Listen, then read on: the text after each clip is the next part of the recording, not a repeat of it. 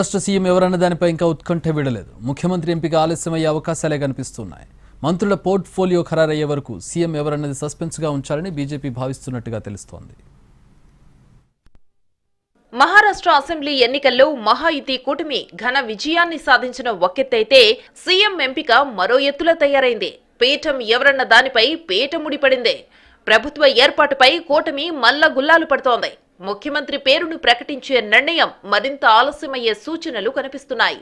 కొత్తగా ఏర్పడబోయే ప్రభుత్వంలో శాఖల కేటాయింపు, కీలక పదవులు ఖరారయ్యే వరకు సీఎం ఎవరన్నది బయటకు చెప్పవద్దనే భావనలో బీజేపీ ఉన్నట్టుగా తెలుస్తోంది.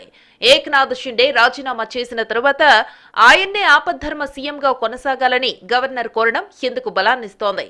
ఇప్పుడప్పుడే తొందరపడి పేర్లు ప్రకటించవద్దనే భావనలో పార్టీ ఉందని మహారాష్ట్ర బీజేపీలో చర్చ నడుస్తోంది. మినిస్టర్ల పోర్ట్ఫోలియోలు, జిల్లాల ఇన్ఛార్జీలు వంటి కీలక పదవుల ఖరారు చూసిన తరువాత సీఎం ఎవరన్నది తేల్చే అవకాశం ఉందని సమాచారం. భాగస్వామ్య పక్షాల్లో ఎటువంటి భేదాభిప్రాయాలు రాకుండా ఉండేందుకు అధిష్టానం అన్ని జాగ్రత్తలు తీసుకుంటోంది. పార్లమెంటు సమావేశాల నేపథ్యంలో మహారాష్ట్ర నేతలతోనూ సుదీర్ఘ మంతనాలు జరుపుతోంది. మరోవైపు మహారాష్ట్ర పరిణామాలను పర్యవేక్షించేందుకు బీజేపీ నేషనల్ టీం ఒకటి ముంబైకి వస్తున్నట్టు సమాచారం. కేబినెట్ కూర్పుపై వాళ్లు చర్చించిన తరువాతే సీఎం పదవిపై ప్రకటన చేస్తారని తెలుస్తోంది.